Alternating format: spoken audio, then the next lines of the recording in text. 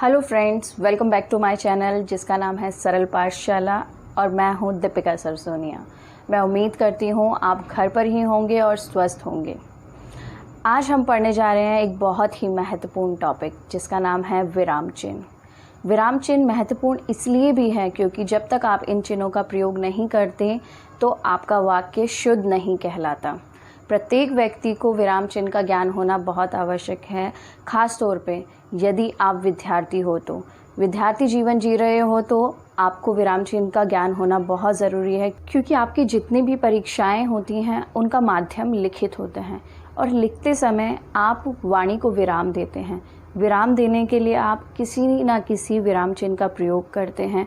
तो ऐसे में आपको पता होना चाहिए कि कब, कहाँ और कैसे विराम चिन्हों का प्रयोग करना है। तो चलिए स्टार्ट करते हैं। विराम चिन्ह किसे कहते हैं? सबसे पहले जानते हैं विराम चिन्ह कहते किसे हैं। विराम का क्या अर्थ होता है? तो विराम का अर्थ होता है रुकना या ठहरना। चिन्ह को हम संकेत भी कह सकते हैं, संकेत बिंदु।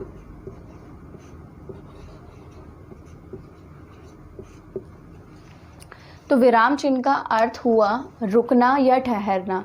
रुकने के लिए जो संकेत बिंदु बनाए गए हैं उन्हें हम विराम चिन्ह कहते हैं। तो व्याकरण में हम विराम चिन्ह को कैसे पढ़ेंगे, किस प्रकार इसका प्रयोग करेंगे? सबसे पहले इसकी परिभाषा समझते हैं। विराम चिन्ह कहते किसे हैं? भाषा के लिखित रूप में विशेष स्थानों पर रुकने का संकेत करने वाले चिन्हों को विराम चिन्ह कहते हैं। जब भी भाषा का, जब आप लिखित रूप लिखते हो या भाषा को लिखते हो तो विशेष स्थानों पर कहाँ पर आपको रुकना है, कहाँ पर सांस ले रहे हो या एक ही प्रकार के आप अंकों या नामों का प्रयोग कर रहे हो तो आपको रुकना पड़ता है बीच में। और रुकने के लिए जिन शब्दों का, जिन संकेतों का आप प्रयोग करते हो उन्हें हम चिन्ह कहते हैं विराम चिन्ह। इस प्रकार हमने जाना कि विराम चिन्ह किसे कहते हैं। हिंदी व्याकरण में हम विभिन्न प्रकार की विराम चिन्हों का प्रयोग करते हैं। तो सबसे पहले जानते हैं कौन से विराम चिन्ह हैं जिनको हमने हिंदी भाषा से लिया है। देखिए यहाँ पर एक बार, वह कौन सा विराम चिन्ह है जो हिंदी भाषा से लिया गया है? तो इसका उत्तर है सिर्फ एक,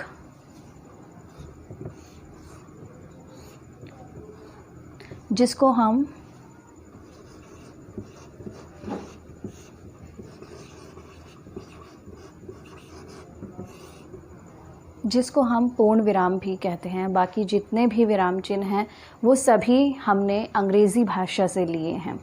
तो कितने प्रकार के विराम चिन्ह हैं जिनका हम प्रयोग करते हैं, हम पढ़ते हैं। आगे पढ़ते हैं। सबसे पहले पूर्ण विराम। जैसे कि नाम से ही अर्थ स्पष्ट हो रहा है, पूर्ण का अर्थ होता है पूरी तरीके से। विराम ठहरना, मतलब पूरी तरीके से ठहरना, पूरी तरह ठहरना। जब आपकी बात पूरी हो जाती है उसके बाद आप पूर्ण विराम का प्रयोग करते हैं। पूर्ण विराम का प्रयोग करने के लिए, चिन्ह का प्रयोग करने के लिए आप इस प्रकार के चिन्ह का प्रयोग करते हैं। एक सीधा डंडा, जैसे कि मान लीजिए राम आ गया है, आपकी बात पूरी हो गई है, उसके बाद आप लगाएंगे पूर्ण विराम। दूसरा है हमारा अर्ध विराम। अर्ध का अर्थ होता है आधा, विराम का अर्थ होता है ठहरना, मतलब आधा ठहरना। तो अर्थ क्या हुआ? वाक्य में इसको कैसे समझेंगे? जैसे मान लीजिए आपका वाक्य पूरा नहीं हुआ है, बीच में रुकने के लिए आप इसका प्रयोग करेंगे। जैसे कि मान लीजिए अतिथि आ गए हैं परंतु वह चले जाएंगे।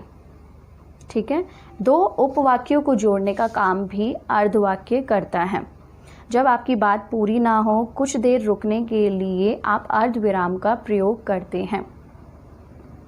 उसके बाद है अल्प विराम। अल्प का अर्थ होता है कुछ देर के लिए। कुछ देर के लिए रुकने के लिए आप अल्प विराम का प्रयोग करते हैं। संबोधन के लिए भी आप अल्प विराम का प्रयोग कर सकते हैं। एक ही प्रकार के नामों की आवर्ती के लिए, जैसे कक्षा में आप कुछ बच्चों को बुला रहे हैं, राम, श्याम, घनश्याम, और, तो और से पहले आपने 3 बच्चों का नाम लिया, उसके लिए आपने राम अल्प विराम, श्याम अल्प विराम, घनश्याम, और, तो उससे पहले आपने 3 प्रकार के बच्चों का, एक ही प्रकार के बच्चों का नाम लिया, मतलब क्लास के कुछ बच्चों का नाम लिया, उसके लिए आपने बुलाने के लिए अल्प विराम का प्रयोग किया, और अंत में लगाते हैं और। इसकी पहचान है, जिसको आप इंग्लिश में कॉमा भी बोलते हैं, ठीक है। इसके बाद पढ़ते हैं प्रश्न सूचक चिन्ह।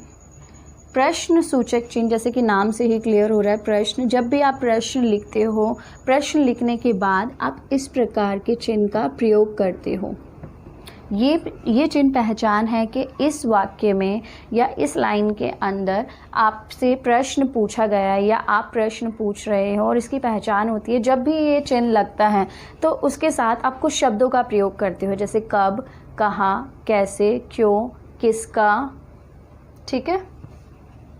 उसके बाद हम पढ़ते हैं विस्मय सूचक चिन्ह। विस्मय का अर्थ होता है हैरानी। हमारे मन में विभिन्न प्रकार के भाव उठते हैं और उनको प्रकट करने के लिए हम विस्मय सूचक चिन्ह का प्रयोग करते हैं। हमारे मन में विभिन्न प्रकार के भाव हो सकते हैं, हर्ष, क्रोध, शोक, घृणा, दया, खुशी। इसकी एक पहचान है, जब भी आप विस्मय सूचक चिन्ह का प्रयोग करते हो तो जो हमारे मन के भाव हैं वो जो वाक्य हैं उसके आरंभ में लिखे जाते हैं। शुरू में हम अपने मन के भाव लिखते हैं, उसके बाद हम विस्मय सूचक चिन्ह का प्रयोग करते हैं, उसके बाद भाव जो हमारे जो वाक्य हैं वो लिखा जाता है। जैसे कि आपको मान लीजिए आपको घृणा आ रही है, ठीक है, किसी चीज़ को देखा, बहुत गंदी लग रही है आपको, तो आपने लिखा छी, उसके बाद आप विस्मय सूचक चिन्ह का प्रयोग करेंगे, उसके बाद वाक्य अंत में पूर्ण विराम। तो ये विस्मय सूचक चिन्ह की पहचान है कि जो भी भाव होता है वो पहले लगता है, उसके बाद विस्मय सूचक चिन्ह लगता है, वाक्य लिखने के बाद अंत में पूर्ण विराम। संबोधन के लिए भी हम विस्मय सूचक चिन्ह का प्रयोग करते हैं। उसके बाद बात करते हैं उद्धरण चिन्ह की। उद्धरण चिन्ह 2 प्रकार के होते हैं। पहला एकहरे, दूसरा दोहरे। एकहरे जिसे आप इंग्लिश में सिंगल इन्वर्टेड कॉमा भी कहते हैं, और दोहरे जिसे आप डबल इन्वर्टेड कॉमा भी कहते हैं। सिंगल का जो एकहरे का प्रयोग हम कब और कहाँ करते हैं ये समझते हैं। सबसे पहले एकहरे का प्रयोग हम किसी कवि का नाम लिखने के लिए, उसे जो पुरस्कार मिला है उसके लिए, कविता का नाम लिखने के लिए, और किसी प्रसिद्ध व्यक्ति का नाम लिखने के लिए हम एकहरे उद्धरण चिन्ह का प्रयोग करते हैं। दोहरे उद्धरण चिन्ह का प्रयोग हम किसी की बात ऐसे के जैसी उसने जो बात बोली है वैसे के वैसे ही लिखने के लिए दोहरे चिन्ह का प्रयोग करते हैं। जैसे कि पिताजी ने कहा कल हम घूमने जाएंगे, तो ये जो बात है ये पिताजी द्वारा कही गई है, आप बता रहे हो दूसरे व्यक्ति को, तो जो ये बात है ये पिताजी की है, तो इसलिए हमने लगाया दोहरे उद्धरण चिन्ह। इस प्रकार अंतर आपको समझ में आ गया होगा। एकहरे किसी कवि का नाम, किसी प्रसिद्ध व्यक्ति का नाम, उसके द्वारा लिखी गई पुस्तक, उसमें हम एकहरे चिन्ह का प्रयोग करते हैं। दोहरे उसके द्वारा कही गई बात को वैसे के वैसे ही, जैसे कोई भी प्रसिद्ध व्यक्ति हुए, कबीर जी हुए, तुलसीदास जी हुए, उनकी पंक्तियों को लिखने के लिए आप दोहरे उद्धरण चिन्ह का प्रयोग करेंगे। तो पढ़ते हैं योजक चिन्ह के बारे में। योजक चिन्ह का प्रयोग हम 2 शब्दों को जोड़ने के लिए और तुलना के लिए करते हैं। जैसे कि मान लीजिए आज हम दाल भात खाएंगे, दाल और भात को जोड़ने का कार्य योजक चिन्ह कर रहा है। और तुलना करने के लिए, जैसे कि विवेकानंद सा व्यक्ति कभी कभी जन्म लेता है, हमने तुलना की विवेकानंद से। तो योजक चिन्ह, जिसको हम हाइफन भी कहते हैं, इसका प्रयोग हम 2 शब्दों को जोड़ने के लिए और तुलना करने के लिए करते हैं। अगला देखिए, निर्देशक चिन्ह, जिसको हम डैश भी कहते हैं, इसका प्रयोग हम विवरण करने के लिए करते हैं। किस प्रकार?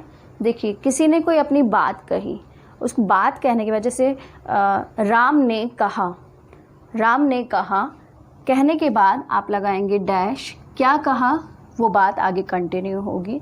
तो और सूची बनाने के लिए भी हम निर्देशक चिन्ह का प्रयोग करते हैं। जैसे दुकानदार ने सूची बनाई, चीनी, दाल, चावल, उससे पहले सूची बनाई। सूची बनाने के लिए हम डैश लगाएंगे जिसे हम निर्देशक चिन्ह भी कहते हैं, उसके बाद सूची। अगला पढ़ते हैं हम कोष्ठक।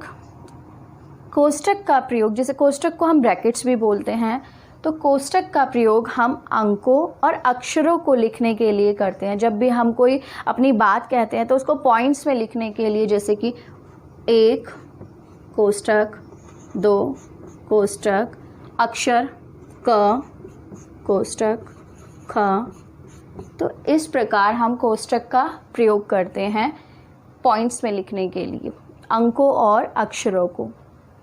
उसके बाद है हंसपद या त्रुटिपरक चिन्ह। हंसपद या त्रुटिपरक चिन्ह का प्रयोग हम वाक्य में गलती हो जाने पर करते हैं। कई बार क्या होता है, हम अपनी बात कह देते हैं, लिख देते हैं, और लिखने के उपरांत हमें पता चलता है ओ ये तो रह ही गया, एक पॉइंट लिखना था, ये एक शब्द लिखना था, वो रह गया। तो ऐसे में हम क्या करें, क्या हम वो पूरी लाइन को या पूरे पैराग्राफ को कट कर दें? नहीं। इससे क्या होता है, देखने में भी भद्दा लगता है और जो हमारी समय सीमा होती है एग्ज़ाम टाइम में वो भी कम होती है। तो हम क्या करेंगे, ऐसे में इस चिन्ह का प्रयोग कर। अगला है विवरण चिन्ह। किसी विषय या बात को समझाने के लिए हम विवरण चिन्ह का प्रयोग करते हैं। जैसे कि आपसे पूछा गया संज्ञा के कितने भेद होते हैं, तो आपने बताया संज्ञा के 3 भेद होते हैं। तो आपने विवरण करा और अभी आपकी बात पूरी नहीं हुई है। संज्ञा के 3 भेद होते हैं, उसके बाद आपने इस चिन्ह का प्रयोग किया विवरण करने के लिए, अपनी बात को बताने के लिए। अगले पॉइंट में, अगली लाइन में आप कोष्ठक का प्रयोग करके पॉइंट्स में लिखेंगे 1 2 3। तो विवरण करने के लिए आप इस चिन्ह का प्रयोग करेंगे। अगला जो कि अंतिम है लाघव चिन्ह। लाघव चिन्ह की पहचान होती है कि छोटा सा 0 डॉट, डॉट तो नहीं कहेंगे, 0 छोटा सा। इसका जो प्रयोग है हम संक्षिप्त में लिखने के लिए करते हैं, अपनी बात को संक्षिप्त में, इन शॉर्ट में लिखने के लिए करते हैं। जैसे कि आप लिखते हो डॉक्टर, तो डॉक्टर को किसी के नाम के आगे अगर डॉक्टर लगता है तो आप ऐसे नहीं लिखते हो, शॉर्ट फॉर्म में लिखते हो ऐसे। ऐसे ही पंडित, बीए भी लिखते हो, बैचलर ऑफ आर्ट। तो इन शॉर्ट में लिखने के लिए आप कुछ इस चिन्ह का प्रयोग करते हो और इस चिन्ह को हम लाघव चिन्ह कहते हैं। लाघव चिन्ह का प्रयोग अपनी बात को संक्षिप्त में लिखने के लिए किया जाता है। तो इस प्रकार हमने विराम चिन्ह के विभिन्न रूपों के बारे में आज पढ़ा। मैं उम्मीद करती हूँ मेरी आज की क्लास आपको समझ आई होगी। विराम चिन्ह के विषय में जो मैंने आपको समझाया वो आपको समझ में आया होगा। छोटी छोटी गलतियाँ जो अक्सर आप लोग कर देते हो वो आप भविष्य में नहीं करोगे। अगर आपको मेरी वीडियो अच्छी लगी तो मेरी वीडियो को लाइक करें, शेयर करें और मेरे चैनल को सब्सक्राइब ज़रूर करें। आपका एक लाइक मेरा प्रोत्साहन बढ़ाता है।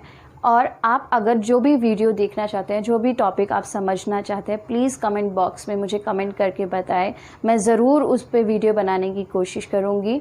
और जिन्होंने मेरी वीडियो को लाइक किया, मेरे चैनल को सब्सक्राइब किया, उनको बहुत बहुत धन्यवाद। और जिन्होंने अभी तक मेरी पहले की वीडियो नहीं देखी है, प्लीज़ मेरे चैनल पे जाके मेरी वीडियो को देखें, लाइक करें, शेयर करें और मेरे चैनल को प्लीज़ सब्सक्राइब करें।